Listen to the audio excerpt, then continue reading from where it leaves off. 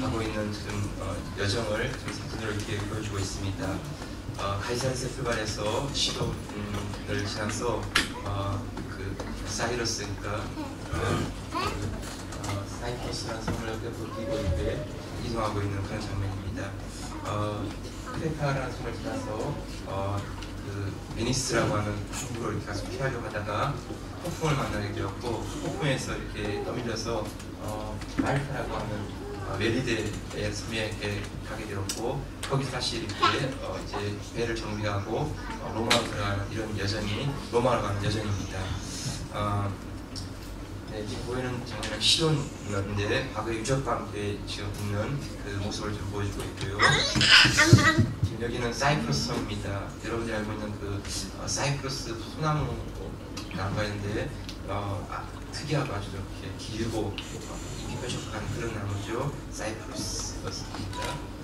여기는 그 무라라고 되어 있는 곳인데 초대교회에서 그 핍박이 있을 때 터키 쪽으로 해서 많은 사람들이 이렇게 순교도 하지만 거기서 이렇게 무덤에 묻히게 되었습니다. 그 무라에 있는 그 일종의 공동묘지인데 불을 파고 이렇게 묻는 그 곳입니다. 무라라는 곳이고요.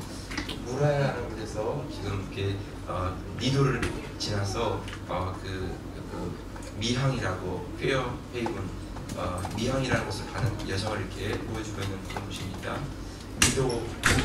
니도라고 하는 그 섬이고요. 섬이 아니라 그 항구고요. 그다음에 크레타 섬입니다. 네, 크레타 섬에 있는 곳이고요.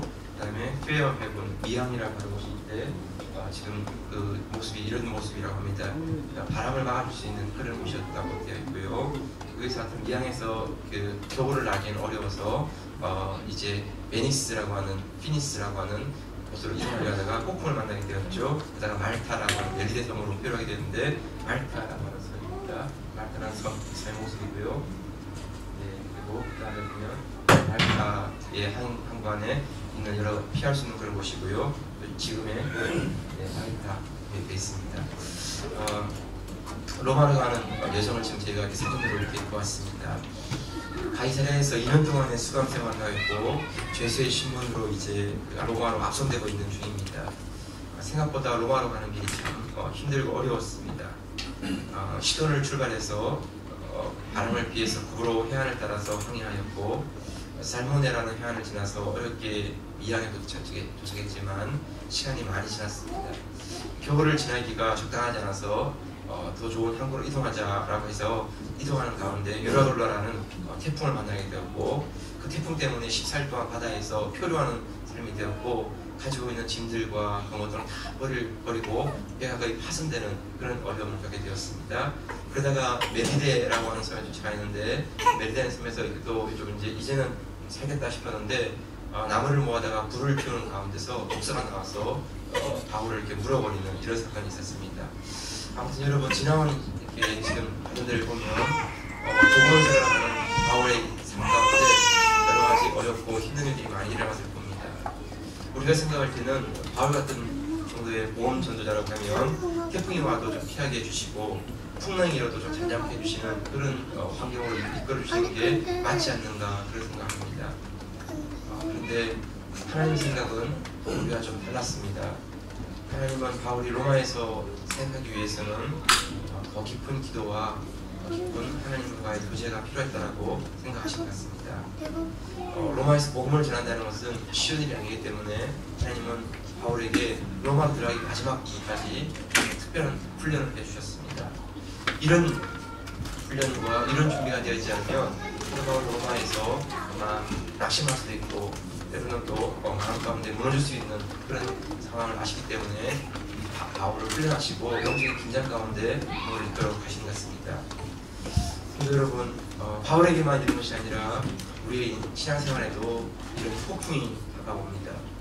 예기치 않은 가운데 내가 전혀 준비하지 않는 가운데 폭풍이 다가오고 그 폭풍 가운데 내가 막 빠져가지고 마치 내 인생의 방향을 잃어버리는 이런 시간들을 경험하게 됩니다. 그런 폭풍 안에서는 내가 지나온 삶을 후회한다고 또는 누구를 원망한다고 그 폭풍이 지나가는 것이 아닙니다. 정말 그 폭풍 속에서 정말 우리가 해야 될 것은 주님 한 분만을 바라보고 주님 한 분만의 손길 가운데 의지하는 그 믿음의 훈련, 그 믿음의 준비가 되어 있지 않으면 그 폭풍을 뚫고 나갈 수가 없는 것이지요. 사도 바울은 그 폭풍이 불어오는 그 한 가운데서 그가 일어나서 여러분이요 이제는 안심하라 이렇게 외쳤습니다. 여러분 어떻게 그 폭풍 가운데 14일 동안 먹지 못하고 햇빛을 보지 못한 그런 속에서 사도 바울이 유일하게 그 가운데 일어나서 여러분이요 이제는 안심하라 이런 메시지를 선포할 수 있는 그런 사람이 되었을까요? 여러분 우리가 다가오는 그 환경과 폭풍 앞에서 우리도 어느 순간 이제는 이 폭풍은 지나갔다 라고 외칠 수 있는 그런 순간을 맞이할 수 있을까요? 우리가 오늘 이 본문을 통해서 폭풍 속에서 폭풍 가운데서 우리가 승리할 수 있는 믿음의 모습 그것은 어떤 것인지를 우리 함께 묵상하고 나누겠습니다. 첫 번째 오늘 본문을 통해 우리가 볼 수 있는 것은 하나님의 세미한 음성을 듣는 것입니다. 하나님의 세미한 음성을 23절 말씀인데 같이 한번 보실까요? 23절 말씀 시작. 나의 속한 바 곧 나의 섬기는 하나님의 사자가 어젯밤에 내 곁에 서서 말하되 바울은 하나님께서 자기와 함께 하신다는 것을 고백하면서 바울 곁에 계신 하나님에 대해서 이야기합니다.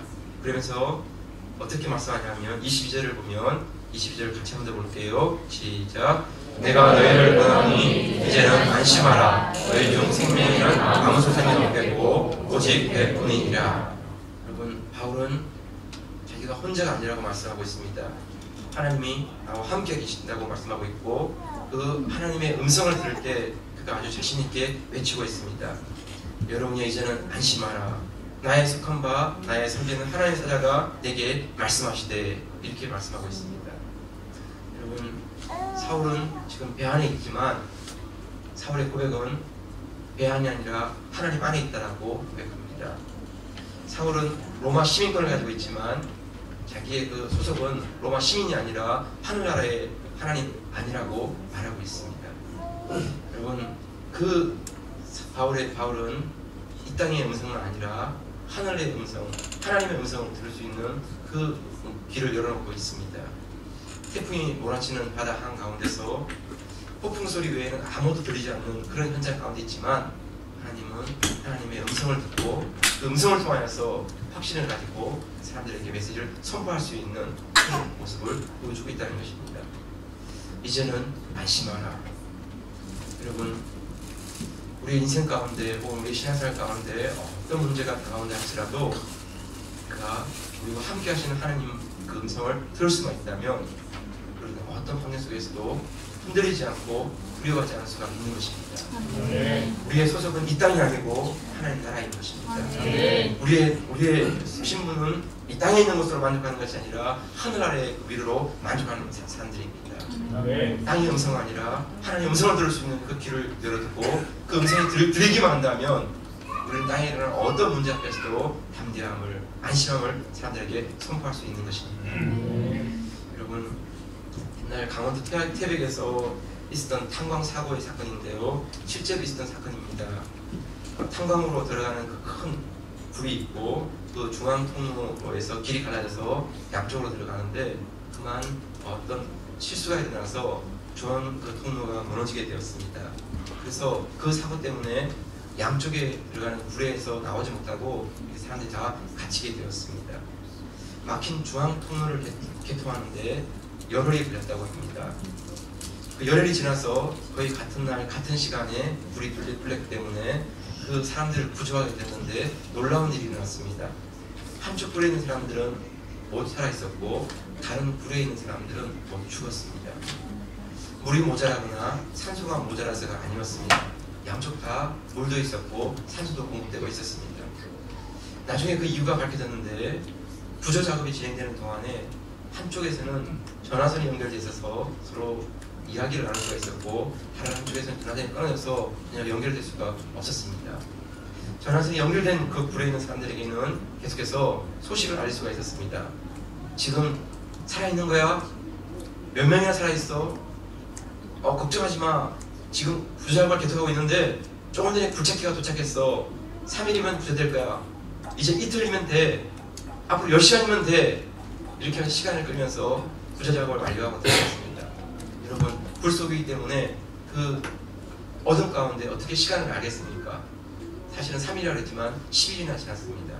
그렇지만 그 어둡고 그 답답했던 그 속에서 자신들을 구조해 올 수 있다는 그 소식을 들었던 사람들은 다 살았습니다. 그런데 그런 소식을 듣지 못한 사람들은 그 절망 가운데, 어둠 가운데 다 죽어가는 것이죠. 여러분, 어떤 경우이든 소식이 들려오고 그 소식을 통해서 소망을 붙잡을 수가 있다면 무너지지가 않는 것입니다. 그러나 그 소식을, 그 음성을 듣지 못하면 우리 안에 어떠한 소망도, 어떠한 하나님에 대한 위로도 얻지 못하고 낙심한 채 우리가 무너지고 마는 것입니다. 나의 속한 바, 나의 섬기는 하나님 사자가 어젯밤에 내 곁에 서서 말하되, 여러분, 바울은 자기 소속이 분명히 하나님이라고 선언합니다. 우리 그리스도인은 이 땅에 살지만 이 땅에 속한 사람이 아닙니다. 우리가 이 땅에서 일을 하지만 이 땅에 일하는 것을 끝나는 게 아니라 하나님 나라의 일을 하는 사람으로 세워진 자들입니다. 이 땅에 있지만 하나님의 음성을 들으며 살아가는 사람들입니다. 우리 인생 가운데 어떠한 폭풍이 온다 할지라도 그 폭풍 속에서 성령의 음성을 듣고 그 말씀을 붙잡을 수만 있다면 우리는 소망을 가지는 것입니다. 성경만 보고 상황만 바라보면 다 절망하고 낙심할 수밖에 없지만 그 폭풍 속에서도 하나님과 깊은 교제 가운데 성령의 음성을 듣고 성령의 위로를 경험하는 우리 민대기를 축복합니다. 그래서 여러분, 어떠한 경우에도 우리가 기도의 줄을 놓치지 않으면 좋겠습니다. 모든 상황이 다 무너지고 부도나고 질병 가운데 고통 가운데 있다 할지라도 우리가 하나님을 향한 기도의 줄을 놓치지 않고 성령의 위로와 성령의 은혜가 우리에게 터치되기만 한다면 우리 다시 일어날 수 있는 소망을 얻게 되는 것입니다. 그 속에서도 성령의 승리하는 음성을 듣고 믿음 가운데 승리하는 저와 여러분 되기를 축복합니다. 두 번째는 폭풍 속에서 자신의 사명을 확인하는 것입니다. 하나님의 사명을 다시 한번 확인하는 것입니다. 24절 말씀인데 같이 한번 볼까요? 24절 말씀 시작. 바울아, 두려워 말라. 내가 가이사랴에 서야 하겠고 또 하나님께서 너와 함께 행선하는 자를 나에게 주셨다 하셨으니. 바울아, 두려워 말라. 내가 가이사랴에 서야 하겠고. 네. 사도행전에서 바울이 로마에 가겠다는 생각을 처음으로 밝힌 곳은 사도행전 19장이었습니다. 사도행전 19장 20절 21절에 보게 되면 이와 같이 주의 말씀이 힘이 있어 흥하여 세력을 얻으니라. 이 일이 다 된 후에 바울이 마케도니아와 아가야로 다녀서 예루살렘에 가기를 경영하여 가로되 내가 거기 갔다가 후에 로마도 보아야 하리라 라고 되어 있습니다. 19장에 이 사건이 이 고백이 있은 이후에 8장이 지나서 27장에서 이제 로마로 출발하는 것을 보게 됩니다. 3차 전도 여행 때 로마를 가고 싶다고 하는 그런 마음을 피력했습니다. 그런 마음을 가지고 에베소에서 두란노 성원을 세우고 3년 동안 그 에베소에 사역하는 동안에 에베소가 이렇게 부흥이 일어나고 특별히 그 에베소 교회를 통해서 소아시아에 있는 다른 지역에 7교회 교회가 개척되어지고 훈련된 일꾼에 나가서 교회를 개척하는 이런 놀라운 모습을 보았습니다. 마술을 하는 사람들이 그 마술을 그만두고 그것을 다 모아서 불태워버렸는데 그 값이 은 5만이나 되는 그런 값이었습니다. 바울은 에베소 사역을 바라보면서 마음 가운데 만약 에베소가 변화될 수 있다면 로마도 변화될 수 있겠다, 그런 꿈과 비전을 가지게 되었습니다. 그래서 할 수만 있으면 로마에 와서 복음을 전하고 싶은 그런 마음을 가지게 되었습니다. 그런데 그 마음은 생각처럼 빨리 이루어지지가 않았습니다. 예루살렘에 가서 선교 보고를 마치고 곧바로 그리고 로마로 가려고 준비했지만 예루살렘에서 선교 보고를 마치자마자 유대인들의 소유가 일어나게 되었고 그 소유에 휩싸이게 되어서 사람들에게 폭행을 당하게 되었습니다. 천부장이 마침 그 가운데서 바울을 끄집어내어서 그를 생명을 건져 주었습니다. 그리고 그 이후로 4번의 어떨 때는 재판을 거치면서 2년의 시간이 흘러가게 되었습니다. 마음껏에 점점 로마로 가는 길은 멀어져만 가는 것 같았고 로마로 가는 길은 길이 안 들리나 보다 이렇게 생각했습니다. 그러다가 불현듯 내가 이 재판에 의롭다고 하는 판정을 받기보다는 이 재판 그대로 내가 한번 가이사 앞에서 내가 판결을 받고 싶습니다. 내가 죄수의 몸으로 간다 할지라도 가이사 앞에서 하겠습니다 라고 한다면 이 모든 과정들을 다 이제 넘어서 로마에 갈 수 있지 않겠는가, 그런 생각이 들어서 아그리파 왕 앞에서 내가 가이사 앞에서 재판받기를 원합니다. 이렇게 선언합니다. 그래서 죄수의 신분으로 로마로 가게 되었습니다. 여러분, 여기까지 되어진 일을 바라보면 바울이 계획한 거나 바울이 의도한 게 아니었습니다. 그러면 뭔가가 이렇게 지금 이렇게 이끌려서 여기까지 온 것입니다. 로마로 출발할 수 있는 그런 상황이 되어서 로마로 떠나게 되는데 그 과정도 순탄하지가 않았습니다. 시돈을 떠나갔지만 바람으로 인해서 항해 시간이 생각보다 많이 길어졌습니다. 그래서 미항에 도착했지만 너무 시간이 지나서 거기서 이제 다른 데로 가야 되는데 갈까 말까 하는 고민이 있었습니다. 사람들 가운데는 여러 가지 얘기가 있다가 미항 자체가 겨울을 나기엔 좋지 않으니까 베니스 항구로 이동해서 거기서 겨울을 나고 그 다음에 로마로 간다, 이런 결정을 하게 되었습니다. 그러다가 베니스 항구로 이동하는 가운데 태풍을 만나게 되었고 그 태풍 가운데 14일 동안을 그 바다 위에서 헤매게 되는 이런 상황이 벌어진 것입니다. 여러분, 이런 가운데 있다 보니까 바울의 마음 가운데 참 두려움이 생긴 것 같습니다. 24절을 한 번 더 보실까요? 24절 말씀인데 24절 시작. 바울아 두려워 말라. 내가 가이사 앞에 서야겠고 또 하나님께서 너와 함께 행선한 날을 다 내게 주셨다 하였으니. 여러분, 14일 동안이라고 하지만 햇빛도 볼 수 없었고 어마어마한 파도와 그 바다 속에서 이렇게 흘러버리는 그런 상황 가운데 있습니다. 우리 생각에는 14일이라는 게 기간이 정해져 있으니까 아무것도 아니지만 얼마 동안이 될지 얼마나 심할지를 예측할 수 없는 가운데 14일이 흘러가는 것은 그런 마음 가운데 살 소망이 보내는 것입니다. 그런 두려움 가운데 있는 바울에게 하나님은 바울아 두려워 말라. 그래서 하나님께서 음성을 주는데 그 음성은 그의 사명을 확인시켜 주는 것이었습니다. 내가 가이사 앞에 서야 하겠고 또 너와 함께 행선하는 자를 다 내게 주셨다, 이렇게 말씀하고 있습니다. 하나님의 음성이 들려왔고 그 음성 가운데 바울의 사명에 대해서 확인시켜 주는 그 말씀을 하고 있는 것입니다. 여러분, 하나님은 사명이 있으면 결코 데려가지 않습니다. 그 사명을 마무리할 때까지 환경과 상황과 시간을 하나님께서 우리에게 허락해 주십니다. 하나님은 사명이 있는 자에는 끝까지 지켜주시는, 어떤 상황에서도 해를 입지 않도록 지켜주어 막아주시는 신실하신 하나님이십니다. 중요한 것은 우리의 인생이 순간순간 사명을 잃어버릴 때가 많다는 것입니다. 내가 왜 여기 있는지, 내가 뭘 위해 사는지, 그럴 때 우리가 문득문득 사명을 다시 확인하고 그 사명을 하나님께 기도하고 그리고 그 사명을 감당하기 위해서 하나님의 은혜를 구할 때 우리 앞에 있는 어떤 환경이랄지라도 하나님 그것을 넘어가게 하시고 또 그것을 풀어주시고 뛰어넘게 하시는 그런 것들을 우리가 체험하게 되는 것입니다. 여러분, 가나안 농구학교를 만드신 김영기 장로님에 대한 사건을 일화를 소개하고 싶습니다.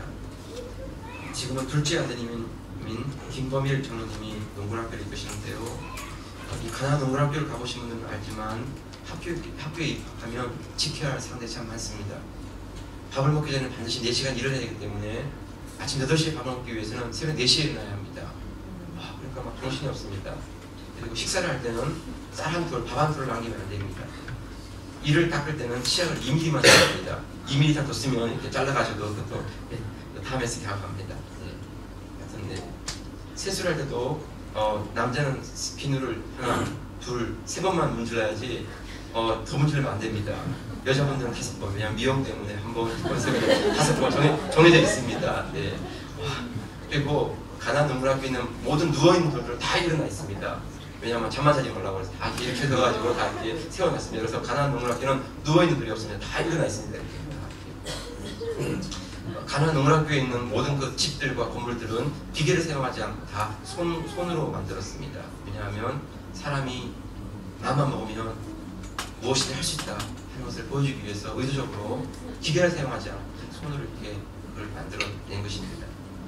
이런 가난한 농락교를 이렇게 만드시는 가운데 1966년에 장로님은 막사이라는 필리핀 대통령이죠. 그 대통령이 상을 받게 되었습니다. 아시아의 노벨상이라고 하는 그런 상이었습니다. 통역을 겸해서 수상식에 둘째 아드님 김범일 장로님이 공연했습니다. 출국을 앞두고 아들이 아버지에게 말씀드렸습니다. 아버지, 그래도 최고의 상을 수상하시는데 옷은 한 벌 입어야 되지 않을까요? 부대라도 한 켤레 준비되지 않을까요? 장로님 말했습니다. 신발은 무슨 신발? 신던 신발 그대로 가면 되지.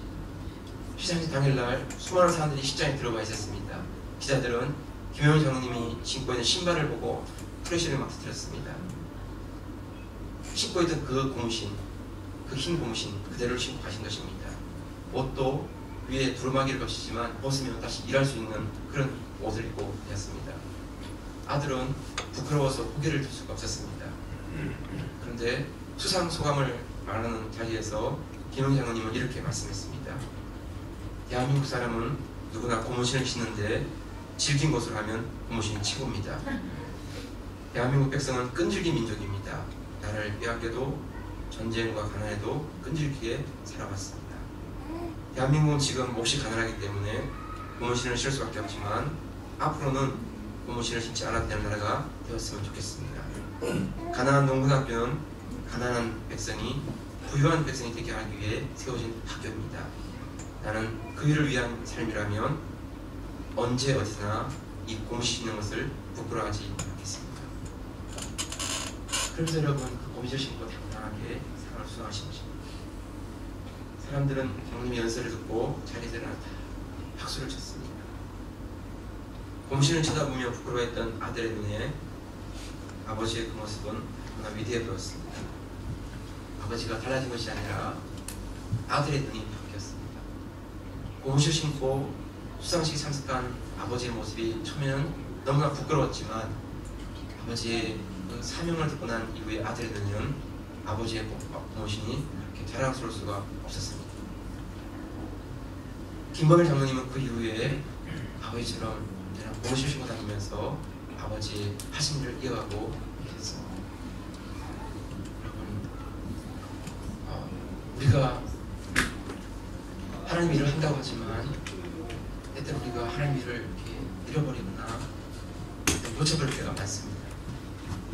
근데 다시 한번 우리에게 하나님의 사명을 회복하고 깨닫게 되어지면 우리의 반영을 다시 한번 찾게 되는 것입니다. 기록에 의하면 바울은 네로 앞에서 재판을 받았습니다. 황제와 죄수와의 만남은 너무나 어색한 만남이었습니다. 아주 짧은 만남이었지만 바울은 네로 황제에게 예수 그리스도를 소개했습니다. 예수 그리스도는 메시아이고 십자가에 죽으시고 부활하신 하나님의 아들입니다. 네로는 그 말을 비웃음으로 받아들였습니다. 재판을 받고 얼마 지나지 않아서 바울은 참수형을 당했습니다. 사람들의 눈에 보기에 그의 죽음은 너무나 허무해 보였습니다. 그렇지만 시간이 흘러 그 초라한 사람이 전했던 복음이 로마를 정복하고 마는 것입니다. 로마에 가서 복음을 전하는 사명을 가진 한 사람을 통해서 복음이 로마에 전해졌고 그 복음이 로마를 정복하고 간 것입니다. 바울이 한 것이 아니라 바울의 그 사명을 주신 하나님께서 그 사명을 이루신 것입니다. 여러분, 우리의 삶이 어떠하든 환경이 어떠하든 하나님께서 주신 그 사명 하나가 우리에게 있다면 그 사명 하나를 붙잡고 우리가 믿음으로 씨름할 수 있고 믿음으로 감당할 수 있는 저와 여러분 될 수 있기를 축복합니다. 하나님이 주신 그 사명이 맞다면 하나님께서 분명히 그 일을 이루실 것입니다. 내가 하지 못한다면 그 다음 사람을 통해서 그 일을 이끌어 가실 것입니다. 우리의 마음 가운데 환경과 상황의 어려움 때문에 내가 사명을 잃어버린 삶을 사는 것이 아니라 그 환경 속에서 사명을 회복하고 사명을 향해 끝까지 달려갈 수 있는 저와 여러분 되시기를 기도하며 축복합니다. 마지막 세 번째로 본문에서 우리가 함께 나누고 싶은 부분은 하나님의 약속을 믿는 것입니다. 하나님의 약속을 믿는 것. 25절을 같이 한번 볼까요? 이제 여러분들 25절 말씀입니다. 시작. 그러므로 여러분이여 안심하라. 나는 네게 말씀하신 그대로 되리라고 하나님을 믿노라. 여러분이여 안심하라. 나는 네게 말씀하신 그대로 되리라고 하나님을 믿노라. 22절에도 여러분이여 안심하라. 그리고 여기도 보면 25절에도 여러분이여 안심하라. 너무나 분명하게 이렇게 이 말씀을 선포하고 있습니다. 여러분, 바울이 지금 이 말씀을 선언하고 있는 상황은 파도가 그치고 바다가 잠잠할 때가 아닙니다. 여전히 폭풍 가운데 있고 여전히 파도가 치는 가운데 있습니다. 배에 있는 사람들은 다 짐을 버리고 도구를 버리고 연장을 버린 상태여서 이제는 살 수 있는 소망도 보이지 않는 그런 상황이었습니다. 그런 상황 가운데 있지만 바울은 말합니다. 여러분이여 안심하십시오. 나는 내게 말씀하신 하나님 말씀 그대로 될 것을 나는 믿습니다. 그래서 이렇게 선언하고 있는 것입니다.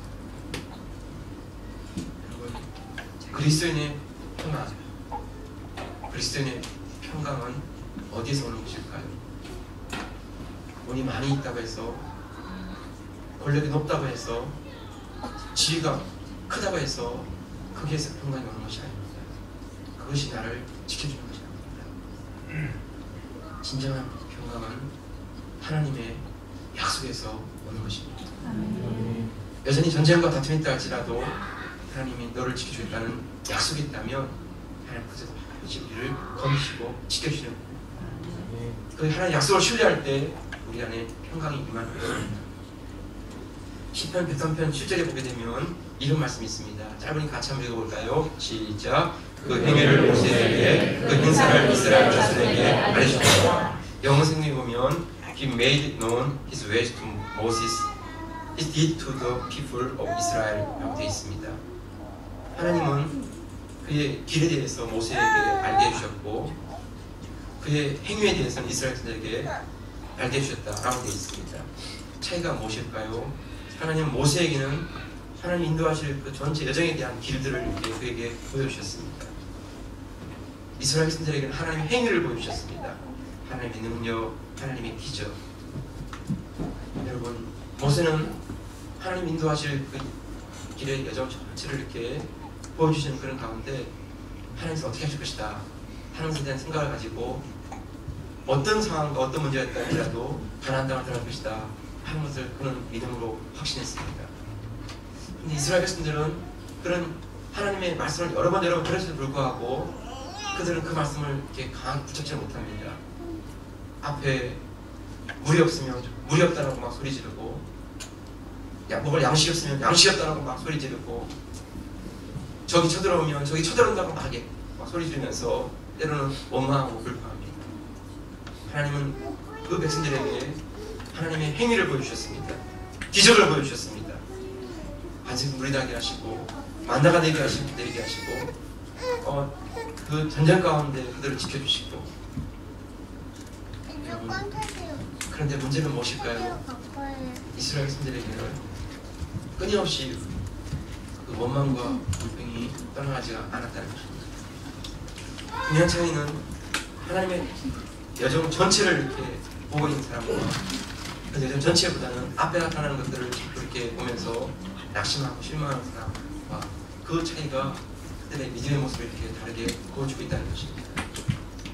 여러분, 하나님 우리를 인도하실 때 우리 인생 가운데 전체 여정을 보여주시지 않다 할지라도 우리는 하나님께서 우리 인생을 이끌어가실 신실한 분, 우리 인생을 책임지실 신실한 분, 우리는 그 믿음을, 그 약속을 믿고 있는 것입니다.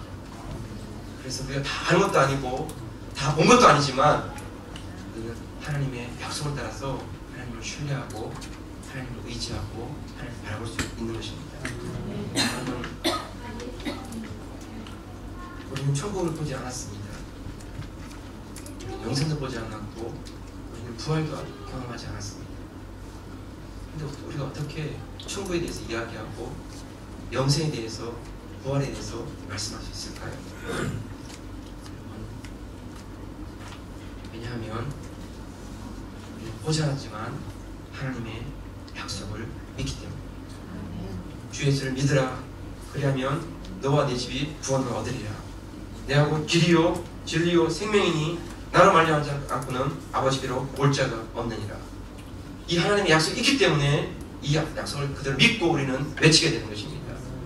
하나님의 약속을 믿는 사람은 문제가 있지만 그 문제 앞에서도 흔들리지 않습니다. 폭풍과 어둠이 있지만 두려워하지 않습니다. 왜냐하면 하나님 약속 가운데 안심하라. 내가 이들을 너에게 부셨다. 라는 하나님 말씀이 우리에게 있기 때문입니다. 하나님 우리는 믿고 있고 하나님 그 약속대로 응답하신 하나님을 알기 때문에 우리는 그 말씀대로 선포할 수가 있는 것입니다. 여러분 37절 한번 볼까요? 37절 말씀 시작. 배에 있는 우리 예수는 전부 276인디언이라 44절입니다. 시작. 그 남은 사람은 들조가 혹은 배 물건에 의지하여 나가게 되니 마침내 사람들이 다 상륙하여 구원을 얻으니라. 배에 탄 사람이 276명이었고 그 중에 한 사람도 생명을 잃지 않고 다 살아났습니다. 여러분 하나님의 약속을 믿을 수 있는, 하나님의 약속을 바라볼 수 있는 그 고백 가운데 선포할 때 하나님은 276명의 한 생명도 잃지 않게 하시고 그들이 생명을 얻게 하시는 가운데로 인도해 주셨습니다. 우리가 가져야 될 부분은 이것입니다. 눈으로 본 것도 아니고 귀로 들은 것도 아니고 손으로 잡고 있는 것도 아니라 할지라도 성령의 세미한 음성 가운데 이게 약속의 말씀으로 주신 그 말씀이 있다면 여전히 폭풍이 있고 여전히 풍랑이 있다 할지라도 잠잠한 가운데 주를 바라보십니다. 그분과 함께 나가는데 하나님 그 폭풍을 잠잠케 하시고 풍랑을 잠잠케 하시는 가운데 하나님의 폭우로 인도하시는 놀라운 은혜를 체험하게 되는 것입니다. 성도 여러분, 인생 중에는 언제든지 폭풍이 일어납니다. 누구의 잘못이나 누구의 문제 때문에 폭풍이 있다 할지라도 그 속에서 성령의 세미한 음성을 들을 수 있는 기도의 줄을 놓치지 않기를 축복합니다. 우리를 부르신 하나님께서 우리에게 사명이 있다면 꼭 그 사명을 거두지 않다면 우리는 살아날 것입니다. 사명을 감당케 하실 것입니다. 다시 한번 사명 가운데 붙들리는 그런 믿음의 고백이 있기를 축복합니다. 마지막으로 여러분 어떤 절망적인 상황이 있다 할지라도 하나님의 약속을 믿는 믿음의 사람들이 되기를 축복합니다. 하나님 우리를 다루실 때 때로는 우리를 때리시지만 우리를 죽이지는 않습니다. 우리를 흔드시게 하지만 우리를 완전히 무너뜨리지 않습니다. 하나님 우리를 죽이신 것 같더라도 살아나게 하시는 전능하신 하나님이십니다. 우리의 그 능력의 하나님, 절대 주권하신 하나님, 그분을 바라보고 하나님의 약속을 신뢰할 수 있는 여러분들, 세상이 이해할 수 없고 세상이 알 수 없는 그 비밀을 하늘의 음성을 듣고 하나님의 약속을 잡고 살아가는 하나님의 사람이 되시기를 주의 이름으로 축복합니다. 주신 말씀 같이 우리 한번 이 시간 같이 한번 기도하겠습니다. 하나님 아버지.